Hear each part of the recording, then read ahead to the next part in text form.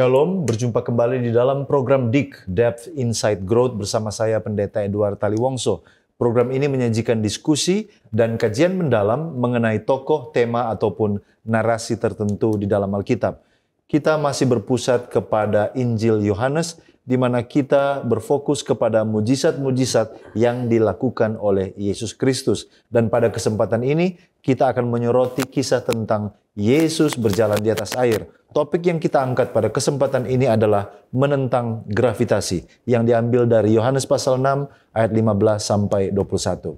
Yesus melakukan mujizat yang luar biasa pada waktu itu dan murid-murid tercengang. Mereka diliputi dengan ketakutan dan kekhawatiran. Tetapi kemudian apa yang dinyatakan dari mujizat ini tentang siapa Yesus dan bagaimana kepeduliannya akan keselamatan dari murid-muridnya. Kita akan mencoba melihat bukti-bukti Alkitabiah yang akan menolong saudara dan saya untuk melihat cerita ini dari sudut pandang yang berbeda.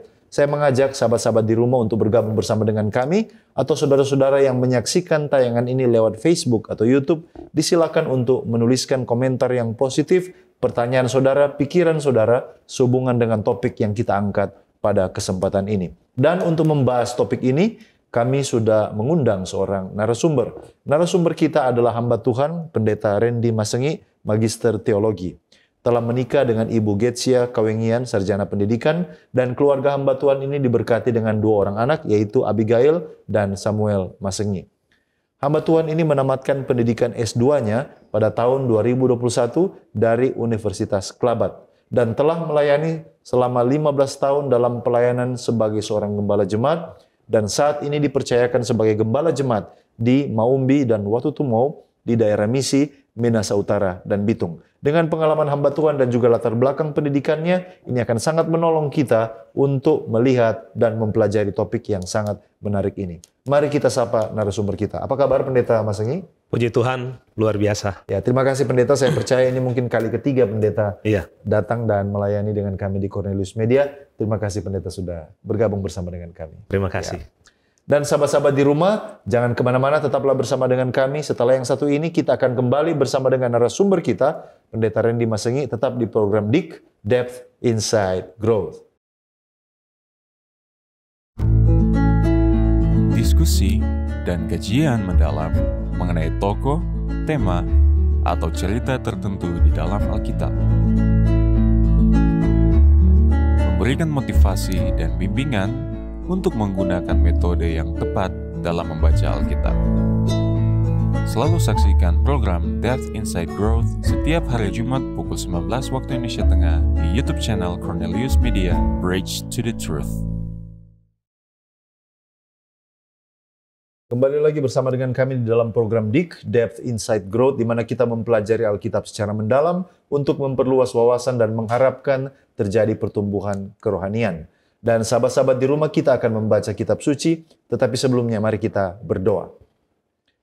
Kami memuji, memuliakan Engkau, Bapa Tuhan kami, untuk kasih setiamu, firman-Mu, yang memberikan inspirasi dan kekuatan. Sekali lagi kami akan buka, pelajari pada saat ini. Kiranya urapan Tuhan boleh menjadi bagian hamba-Mu, Pendeta Randy Masengi, yang akan menolong dalam diskusi pada kesempatan ini. Di dalam nama Yesus Kristus kami sudah berdoa. Amin. Saya mengajak sahabat-sahabat di rumah untuk membuka kitab suci. Mari kita bergabung di dalam pembacaan firman yang terambil di dalam Yohanes pasal 6 ayatnya yang ke-19 dan 20.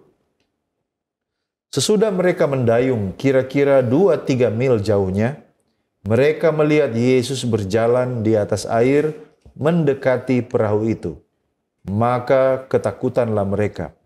Tetapi ia berkata kepada mereka, "Aku ini, jangan takut." Mereka mau menaikkan dia ke dalam perahu, dan seketika itu juga perahu itu sampai ke pantai yang mereka tujui. Nah demikian saudaraku, kita sudah membaca kitab suci yang menjadi dasar atau landasan diskusi kita. Mari kita langsung kepada narasumber kita. Nah Pendeta, ini cerita yang sangat menarik. Tapi sebelumnya bolehkah Pendeta berbagi dengan kita latar belakang? Kapan sebenarnya peristiwa ini terjadi di dalam periode pelayanan Yesus? Silakan. Baik, terima kasih. Jadi kita melihat di sini bahwa di dalam pelayanan Yesus selama dia melayani ada kurang lebih 3,5 tahun. periode ini dibagi dalam 3 bagian. Yaitu yang pertama pada periode awal itu tahun pertama pelayanannya, kemudian di pertengahan yaitu tahun kedua pelayanan, dan periode yang ketiga yaitu periode di akhir dari pelayanannya.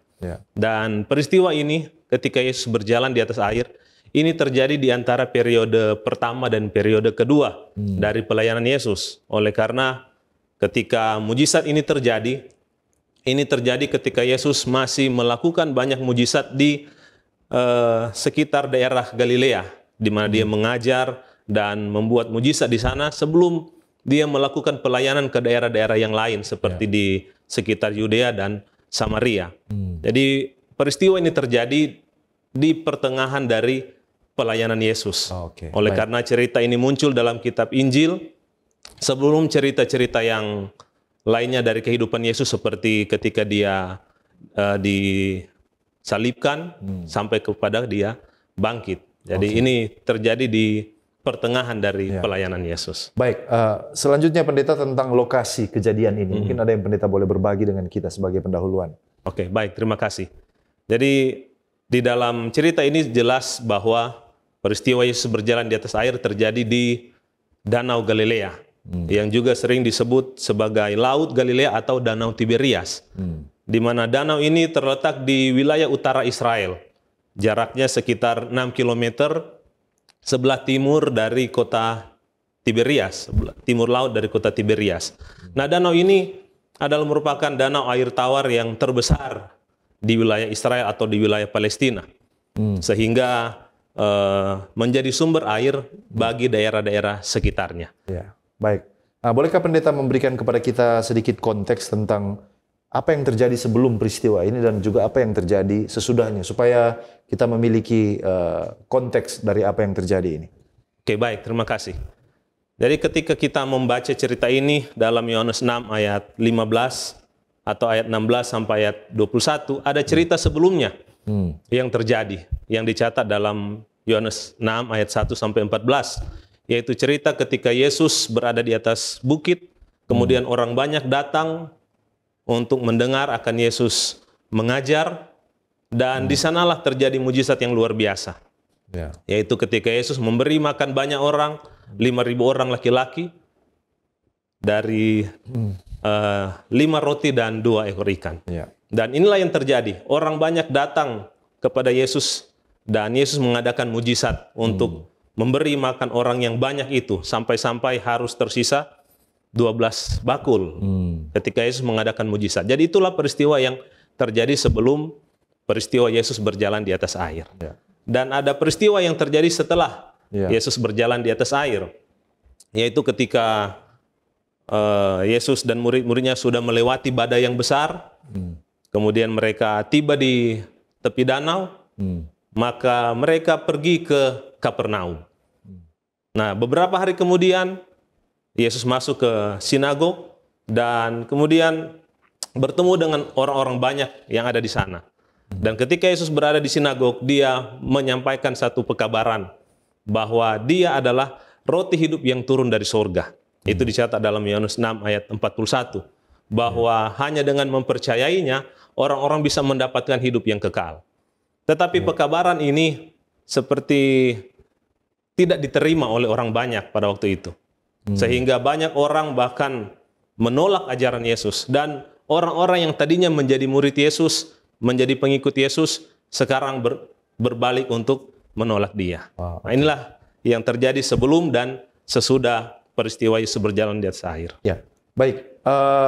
Kalau kita lihat dalam cerita ini, contohnya kalau kita kembali ke ayat 15, di sana ada dinyatakan oleh Yohanes bahwa orang-orang memaksa, mendesak Yesus untuk menjadi raja. Sebenarnya apa motivasi di balik paksaan atau desakan ini yang pendeta lihat? Baik, terima kasih. Jadi memang orang banyak datang pada waktu itu dalam cerita Yesus memberi makan 5.000 orang. Mereka datang oleh karena selain mereka ingin mendengar ajaran Yesus, mereka juga ingin menyaksikan mujizat-mujizat Yesus. Dan ketika mereka menyaksikan Yesus bisa memberi makan banyak orang, maka muncullah keinginan di hati orang banyak ini. Mereka menganggap bahwa Yesus itu sebagai nabi besar, Mereka juga menganggap dia sebagai Mesias yang sudah dijanjikan. Tetapi ada juga yang berpikiran bahwa Yesus bisa dijadikan raja. Agar supaya mereka sebagai orang Yahudi punya raja yang dapat memimpin mereka secara politik, secara militer, dan boleh membebaskan mereka dari kekuasaan Romawi. Dan bisa mengembalikan kejayaan kerajaan Israel seperti pada zaman Daud dan Salomo. Tetapi kemudian Yesus melihat akan keinginan dari orang banyak ini. Sehingga kalau kita membaca di bagian akhir dikatakan setelah mujizat memberi makan orang banyak itu, Yesus menyuruh mereka pulang. Dan Yesus menyendiri di atas bukit, sementara murid-murid pergi ke seberang danau. Karena Yesus melihat motivasi orang banyak ini bukan untuk menjadikan dia sebagai Mesias Juru Selamat, tetapi untuk memenuhi keinginan politik mereka. Memanfaatkan dia untuk kepentingan politik mereka. Nah, dan itulah sebabnya ketika Yesus menyampaikan pekabarannya, akulah roti hidup itu, dia ingin mengajarkan bahwa kerajaan yang akan dia dirikan itu bukanlah kerajaan secara politik, tetapi kerajaan keselamatan untuk membawa pembebasan, bukan dari penjajahan Romawi, tapi penjajahan dari dosa.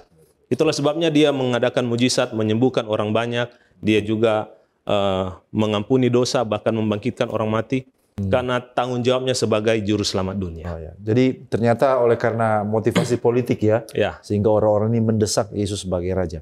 Nah, pendeta, bolehkah ceritakan sedikit tentang kondisi di Danau Galilea waktu itu? Apakah memang ini angin yang sudah bertiup kencang atau tiba-tiba datang? Apa yang sesungguhnya terjadi pada waktu itu? Oke, baik. Jadi Danau Galilea ini seperti yang sudah disampaikan di pendahuluan tadi, sering juga disebut Danau Tiberias. Dan danau ini dikelilingi oleh pegunungan. Danau ini dikelilingi oleh pegunungan. Jadi ketika terjadi perbedaan suhu antara di pegunungan, di dataran tinggi, dan suhu di dataran rendah, maka angin ini akan bertiup dari dataran tinggi ke dataran rendah. Nah, ketika angin ini bertiup, terjadi gesekan di atas permukaan laut, itu mengakibatkan terjadi ombak yang besar. Dan itulah yang dihadapi oleh murid-murid di malam itu. Ketika hari sudah malam dan mereka di atas danau, datanglah angin yang juga dalam kitab Matius disebut angin sakal. Itu angin yang dari pegunungan dia turun ke dataran rendah dan mengakibatkan ombak yang besar. Sehingga murid-murid walaupun punya latar belakang nelayan, sulit untuk mengatasi akan keadaan ini. Dan inilah yang terjadi. Itu terjadi oleh karena ada perbedaan suhu yang di pegunungan dengan yang di dataran. Dan memang angin ini sering terjadi di atas Danau Galilea. Oleh karena dalam catatan Alkitab, murid-murid juga bahkan Yesus sendiri pernah mengalami badai seperti ini yang dicatat dalam Matius 8 ayat 23 sampai 27, kitab Markus juga, Markus 4 dan Lukas 8 menceritakan cerita yang sama. Yesus dan murid-murid di dalam perahu dan kena angin ini. Jadi memang sudah sering terjadi angin ini di Danau Galilea. Berarti ini bukan hal yang unik ya. Jadi ini memang oleh karena lokasinya, letak geografisnya dikeliling oleh pegunungan, sehingga sangat sering terjadi angin yang menyebabkan gelombang yang tinggi. Terima kasih Pendeta Masengi sudah memberikan kepada kita informasi pendahuluan yang saya percaya akan sangat menolong kita untuk lebih memahami dan memberikan kepada kita inspirasi untuk lebih memahami akan cerita ini dengan mempertimbangkan aspek-aspek latar belakangnya, lokasinya, dan semua yang terjadi di dalam cerita ini. Saya yakin kita masih semakin bersemangat untuk masuk lebih dalam. Namun sebelum kita lanjutkan, kita akan mendengarkan dulu pesan-pesan rohani berikut ini. Tetaplah bersama dengan kami.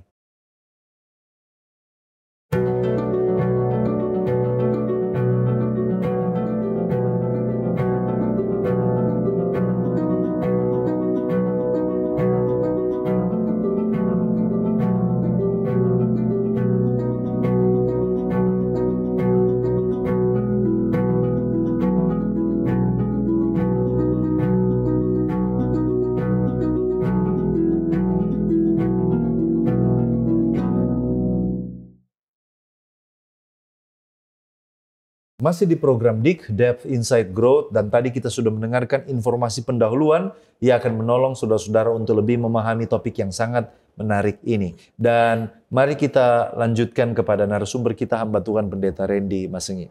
Nah, Pendeta, salah satu cara kita belajar Alkitab teristimewa ketika itu Injil adalah kita membandingkan cerita yang sama tetapi dari versi penulis yang berbeda. Dan kalau kita bandingkan kisah yang sama ini dari versi Matius contohnya, di dalam Matius pasal 14. Di dalam Matius pasal 14 ayat 28, di sana ada interaksi antara Yesus dan Petrus yang tidak dicatat di dalam Injil Yohanes. Dan di sana Petrus berkata, "Tuhan, apabila itu Engkau, suruhlah aku datang kepadamu untuk berjalan di atas air." Nah, apa maksud ucapan Petrus ini? Ya, jadi kalau kita membandingkan seperti Pendeta Taliwangso katakan tadi, membandingkan cerita yang sama di kitab Matius, memang menceritakan ketika Petrus melihat, bahkan juga bersama-sama dengan murid-murid yang lain, melihat ada sesosok cahaya yang datang mendekat, mereka mengira itu hantu, dan bahkan mereka berteriak-teriak. Tapi kemudian setelah melihat bahwa itu Yesus, maka Petrus meminta agar supaya Yesus mengizinkan dia berjalan di atas air. Nah, jadi kalau kita melihat di sini bahwa sebelum Petrus meminta untuk dia bisa berjalan di atas air, mereka belum mengenal siapa yang datang mendekat.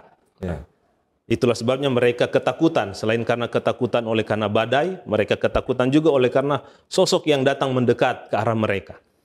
Tapi kemudian Yesus berkata, "Tenanglah, aku ini, jangan takut." Nah, ketika Yesus berkata demikian, maka murid-murid, bahkan Petrus sendiri mengenal bahwa oh ternyata itu Yesus.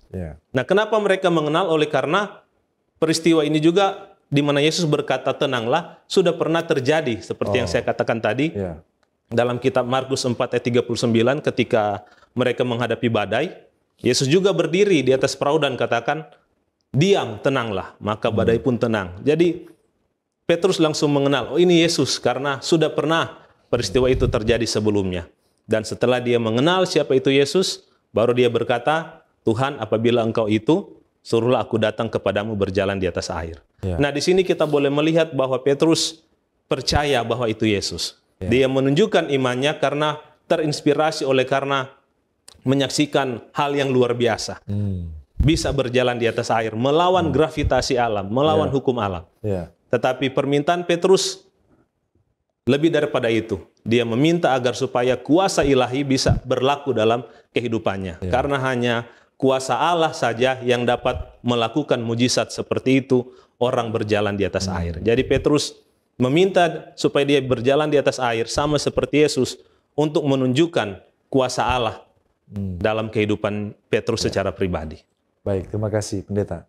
Nah, pertanyaan selanjutnya, kita tidak tahu apakah ada murid yang lain juga yang pernah berjalan di atas air. Tapi minimal yang kita ketahui, Petrus yang sudah pernah. Nah, Petrus bisa berjalan di atas air, apakah mujizat yang dialami oleh Petrus ini karena memang kuasa yang ada padanya, ataukah ada hal-hal yang lain? Karena mungkin dia adalah murid Yesus yang paling dikasihi, sehingga dia punya kuasa untuk melakukan ini. Apakah benar demikian? Bagaimana Pendeta melihat? Baik, jadi kalau kita melihat peristiwa ini, Petrus berjalan di atas air oleh karena dia memintanya kepada Yesus. Jadi memang tidak ada kuasa dari dalam diri Petrus yang bisa membuat dia berjalan di atas air. Itu hanyalah oleh karena kuasa Allah yang bekerja dalam diri Petrus. Itu hanya oleh karena pemberian Allah, pemberian Yesus kepada Petrus. Nah, di sini kita melihat Yesus mengizinkan Petrus berjalan di atas air untuk menunjukkan kuasa Allah dalam kehidupan Petrus. Nah, jadi kita boleh melihat di sini bahwa Petrus bisa berjalan di atas air karena kuasa Allah, bukan karena kehebatannya.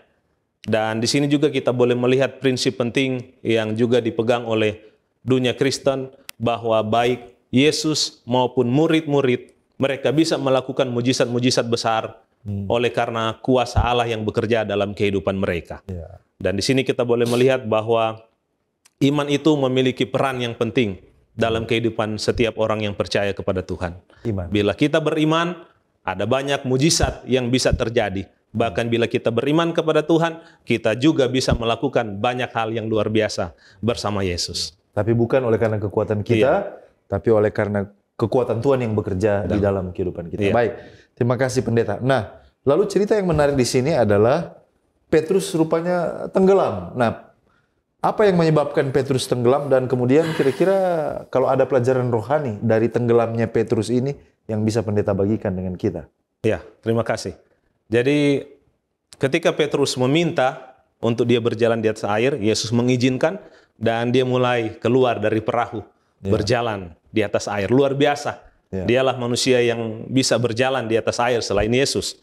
Tetapi kemudian ketika dia berjalan, akhirnya dia mulai tenggelam. Di sini menunjukkan bahwa ternyata Petrus memiliki kelemahan dalam imannya, memiliki kekurangan dalam imannya. Oleh karena ketika dia mulai merasakan tiupan angin yang kencang, dia mulai melihat keadaan sekitar, ombak yang besar, maka pandangannya teralihkan dari Yesus kepada lingkungan sekitar, kepada keadaan sekitar. Dan inilah yang membuat dia mulai tenggelam. Sehingga Yesus harus datang menolong dia, dan akhirnya Yesus menegur akan kelemahannya. Kalau kita baca dalam Matius 14 ayat 31, Yesus berkata, "Hai engkau orang yang kurang percaya, mengapa engkau ragu-ragu?" Nah, yang menarik dalam cerita Petrus tenggelam ini adalah kata-kata yang dituliskan dalam Alkitab, mulai tenggelam. Nah, kalau kita memperhatikan akan hal ini, secara alamiah kalau kita berada di air dan kemudian melompat ke air, langsung masuk ke dalam air. Tetapi Petrus dalam kalimat ini mulai tenggelam, artinya dia perlahan-lahan tenggelam. Nah, di sini ada prinsip rohani yang boleh kita ambil bahwa inilah kasih karunia Yesus kepada orang-orang yang punya kelemahan, kekurangan dalam iman. Yesus memberikan kesempatan untuk menyadari kekurangannya dan meminta pertolongan kepada Tuhan. Seperti Petrus, dia mulai tenggelam, ada waktu untuk dia berteriak kepada Tuhan, "Tuhan, tolonglah aku." Sehingga itulah kesempatan Allah untuk menolong Petrus. Jadi pelajaran rohani yang boleh kita lihat di sini bahwa Allah dalam kasih-Nya memberikan kesempatan baik kepada Petrus maupun kepada kita umat-umatnya untuk ada pertobatan, ada pembaharuan tabiat. Kenapa? Oleh karena baik tindakan Petrus maupun reaksi Yesus mencerminkan pentingnya iman dalam menghadapi kehidupan yang sukar dan sulit. Karena tanpa iman kita akan menjadi takut, kita akan kehilangan pandangan kepada Kristus. Tetapi ketika kita memiliki iman, maka Yesus akan menolong kita dan menunjukkan belas kasihan dan kasih karunia-Nya dalam kehidupan kita. Itulah pelajaran yang bisa kita ambil. Luar biasa pendeta, oleh karena pada satu poin dia menunjukkan imannya, dia melangkah kaki keluar dari perahu menentang gravitasi. Tetapi tidak lama berselang kemudian dia mulai merasa takut ya. Jadi disinilah kita lihat betapa kita manusia, jikalau kita setia hari ini bukan menjadi sebuah jaminan bahwa besok kita akan setia. Betapa mudah kita berubah ya. Dulu hari ini kita punya keyakinan yang luar biasa, tapi bisa saja besok kita akan menjadi takut dan khawatir. Saya pikir ini pelajaran yang sangat luar biasa. Pengalaman rohani iman yang ditunjukkan oleh seorang Petrus.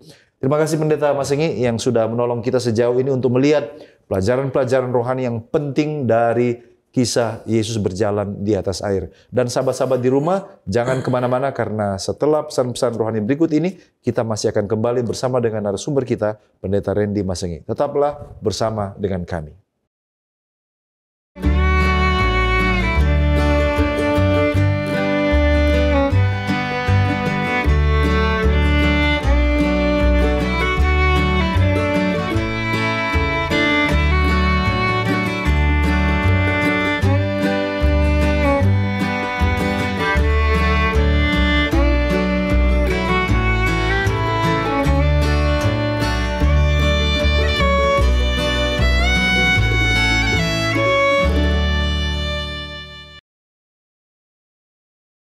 Kembali lagi di dalam program DIG, Depth Insight Growth, dan bagi sahabat-sahabat yang baru bergabung, topik yang kita angkat adalah menentang gravitasi, di mana di sini Yesus melakukan mujizat berjalan di atas air.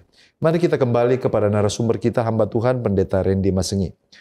Pendeta, kita sudah belajar tadi tentang Petrus, dan kita ingin mempelajari kata-kata Yesus ketika dia katakan di Matius 14 ayat 31, "Hai orang yang kurang percaya, mengapa engkau bimbang?" Apa makna di balik ucapan Yesus ini? Baik, terima kasih. Jadi kita sudah sempat menyinggung tadi bahwa awalnya Petrus punya iman. Ya. Dengan dia melangkah, dia menuju kepada Yesus. Tapi kemudian dia ya seperti kekurangan iman. Walaupun awalnya sudah punya iman yang luar biasa untuk meminta berjalan di atas air. Tapi dia memiliki kurang iman karena terpengaruh dengan situasi dan keadaan yang ada. Ya. Sehingga akhirnya dia mulai kehilangan fokus dan dia mulai tenggelam. Sehingga akhirnya ketika Yesus datang untuk menolong Petrus, Yesus berkata, "Hai orang yang kurang percaya, mengapa engkau bimbang?" Ya. Nah, kalau kita melihat akan kata-kata ini, sebenarnya ini bukan hanya ditujukan kepada Petrus, Ya. tetapi ini juga ditujukan kepada murid-murid yang ada, semua murid yang ada pada waktu itu. Ya. Kenapa? Oleh karena kalau kita melihat ternyata murid-murid ini belum juga percaya sepenuhnya. Mereka masih ragu tentang pekerjaan yang dilakukan oleh Yesus. Mereka masih belum memahami sepenuhnya akan tujuan Yesus datang ke dunia ini. Ya. Mereka belum mengerti kenapa Yesus melakukan pekerjaan-pekerjaan yang ajaib. Contohnya ketika mereka menyaksikan Yesus memberi makan banyak orang dengan 5 roti dan 2 ikan. Dan inilah yang dikomentari oleh penulis kitab Markus di dalam Markus 6 ayat 52. Di mana Markus berkata, sebab sesudah peristiwa roti itu, mereka belum juga mengerti dan hati mereka tetap degil. Jadi ketika Yesus berkata, "Hai orang yang kurang percaya, mengapa engkau bimbang?" Itu ditujukan bukan hanya kepada Petrus, Ya. Semua murid-murid. semua murid-murid. Karena mereka waktu itu, walau sudah menyaksikan mujizat-mujizat yang hebat, masih kurang percaya dan bimbang. Ya. Nah, di sini kita boleh melihat ucapan Yesus mengandung pesan yang penting. Bahwa iman dan kepercayaan dalam menghadapi kehidupan yang penuh dengan tantangan itu sangat penting kita miliki sebagai orang-orang percaya. Kenapa? Oleh karena seringkali kita merasa takut dalam kehidupan kita. Kita bimbang menghadapi setiap kehidupan yang penuh dengan pencobaan.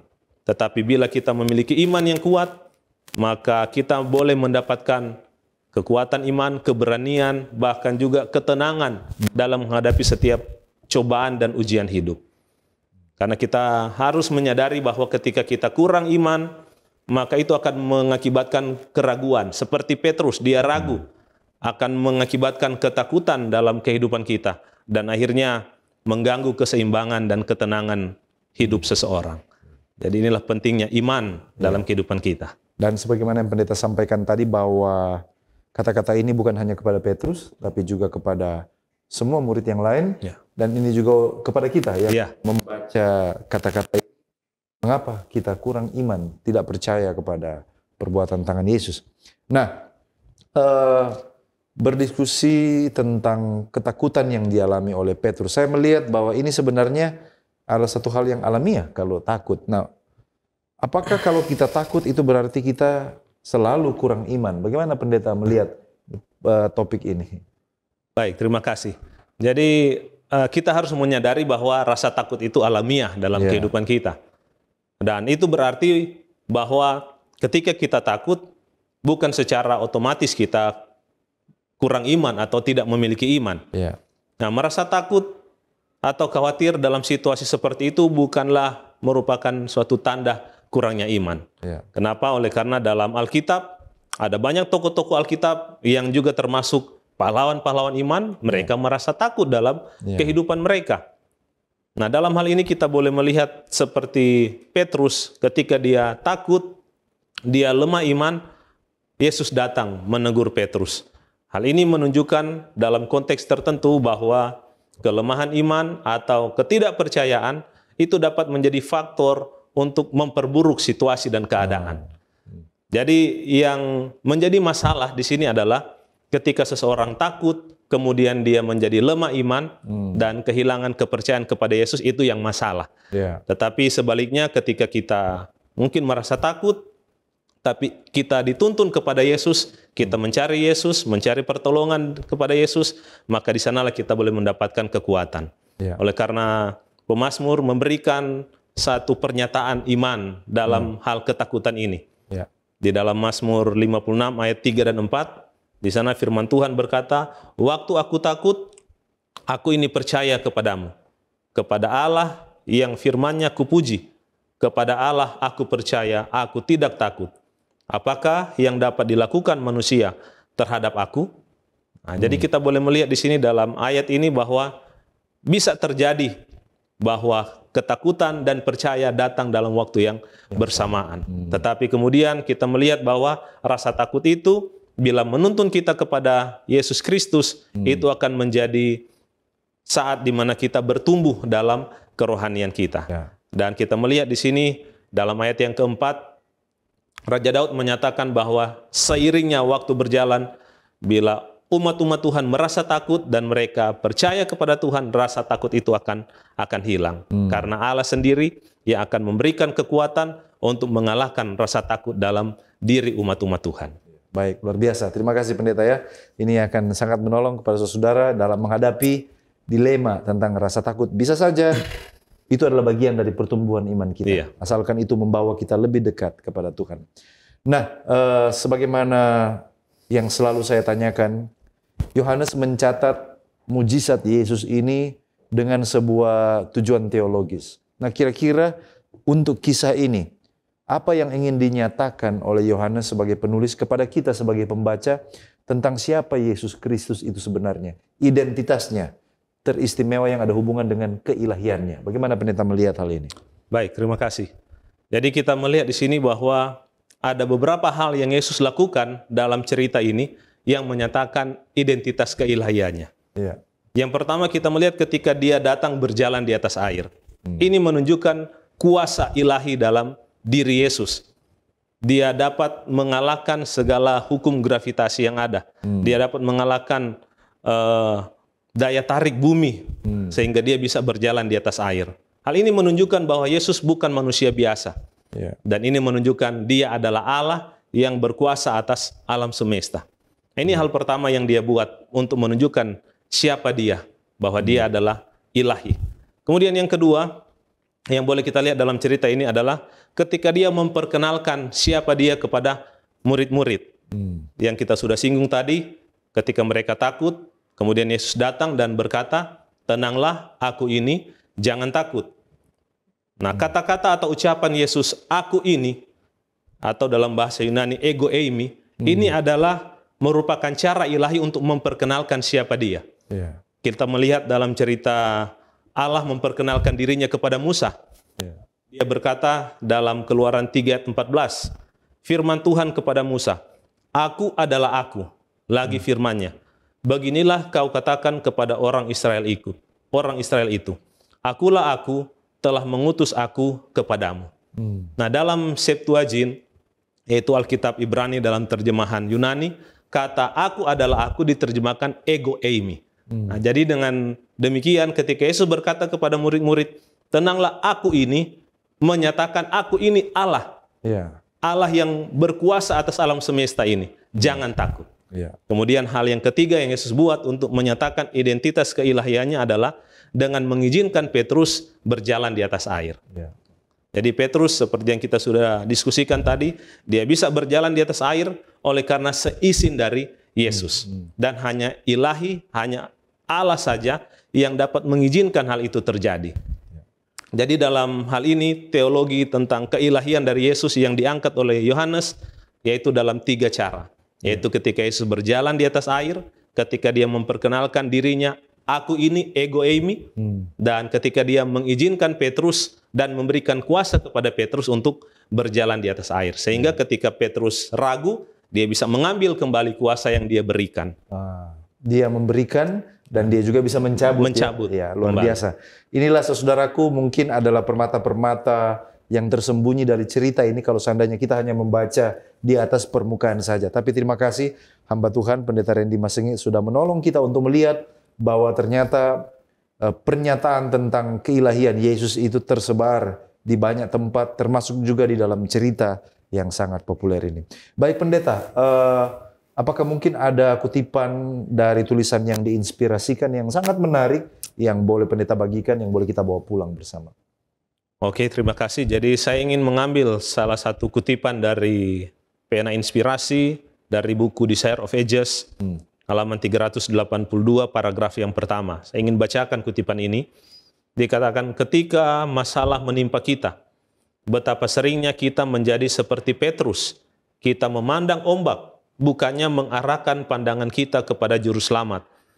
Langkah kaki kita tergelincir, dan air yang sombong menerjang jiwa kita.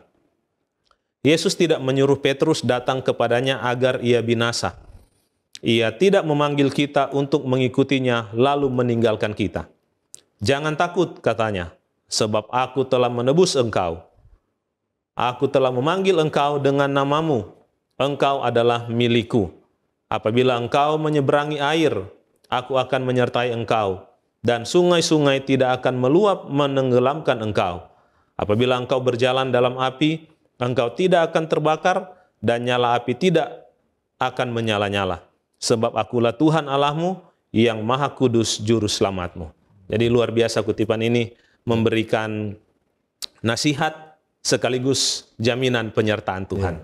Bahwa jangan kita seperti Petrus dalam hal kurang iman ini. Jangan kita jadi seperti Petrus dalam hal kehilangan pandangan kepada Yesus. Tetapi ketika kita berada di dalam badai-badai pencobaan, kutipan ini berkata Yesus tidak akan menyertai kita. Yesaya 43 ayat 1-3 berkata tadi bahwa aku akan menyertai engkau, sehingga kita tidak akan menghadapi hal-hal yang kemudian membawa mara bahaya dalam kehidupan kita. Inilah jaminan Allah bagi umat-umatnya. Baik, terima kasih Pendeta. Sungguh sangat menarik diskusi dan pendalaman kita pada kesempatan ini.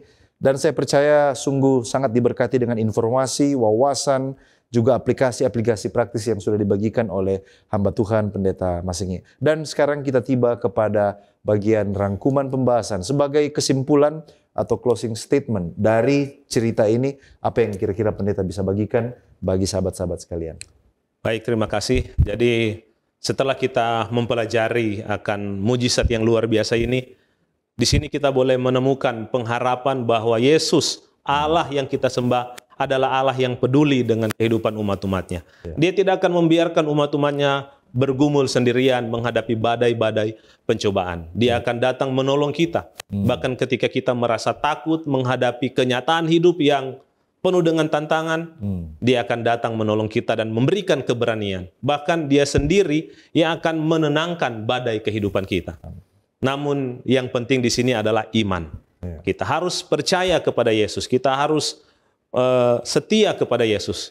Dan dengan iman, kita akan memandang kepada Yesus yang akan memegang tangan kita. Sama seperti Dia memegang tangan Petrus, mengangkat dari air, Dia juga akan memegang tangan umat-umatnya, mengangkat kita dari pergumulan, dan membawa kita kepada kemenangan. Jadi inilah kesimpulan dari pelajaran sekaligus kabar baik yang boleh kita ambil dari kitab Yohanes sehubungan dengan mujizat Yesus berjalan di atas air. Amin. Luar biasa Pendeta, terima kasih banyak. Dan bolehkah Pendeta berdoa bagi diskusi kita dan juga sahabat-sahabat yang mengikuti program ini di rumah? Oke, baik. Mari kita berdoa. Segala puji, hormat, dan syukur hanya kepadamu ya Tuhan, Allah pengasih dan penyayang, Tuhan yang senantiasa menjaga, melindungi, dan memelihara kehidupan kami. Kami berdoa ya Tuhan, memohon kiranya Roh Kudus akan menerangi pikiran kami, sehingga pelajaran firman Tuhan yang baru saja kami ikuti bersama, baru saja kami diskusikan, boleh menjadi berkat rohani bagi kami, di mana iman kami akan terus bertumbuh di dalam Tuhan. Kami akan tetap kuat di dalam iman kami untuk terus memandang kepada Yesus Kristus sebagai penolong dan juru selamat kami. Amin. Hamba-Mu berdoa untuk saudara-saudara sekalian yang menyaksikan akan program ini, di mana saja berada, biarlah Tuhan akan memberkati mereka. Tuhan akan menjaga, melindungi, Tuhan akan mengurniakan sukacita dan kebahagiaan, terlebih ketika berada dalam pergumulan dan pencobaan. Kiranya Tuhan akan memberikan pertolongan tepat pada waktunya, sehingga boleh merasakan bagaimana kasih Tuhan dalam kehidupan kami umat-umat yang percaya kepadamu. Memberkati seluruh kami yang berada dalam acara ini, biarlah kiranya Tuhan akan menolong, menyertai, berkat-berkat sorga terus menjadi bagian kami. Bahkan berkati khusus untuk Cornelius Media, yang senantiasa menjadi saluran berkat Tuhan untuk mengabarkan kabar baik keselamatan. Diberkatilah Cornelius Media dalam segala rencana dan apa yang mereka lakukan untuk kemuliaan bagi nama Tuhan. Amin. Menyerahkan seluruh kehidupan kami ke dalam tangan-Mu ya Bapa. Ampuni kami dari segala dosa dan salah. Terima kasih Engkau mendengar dan menjawab doa ini. Dalam nama Yesus kami berdoa dan percaya. Amin. Amin.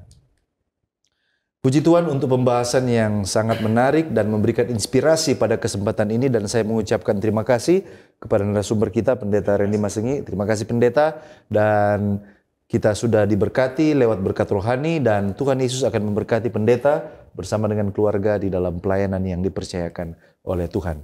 Terima kasih kepada sahabat-sahabat di rumah yang tetap setia bersama dengan kami sampai saat ini. Juga sahabat Hope Channel Indonesia yang terus menyaksikan program-program dari Cornelius Media. Kita percaya kita bertumbuh bersama ketika kita mencintai mempelajari firman Tuhan.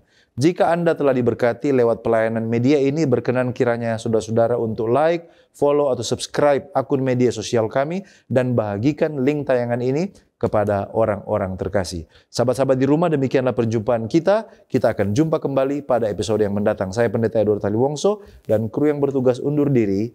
Shalom.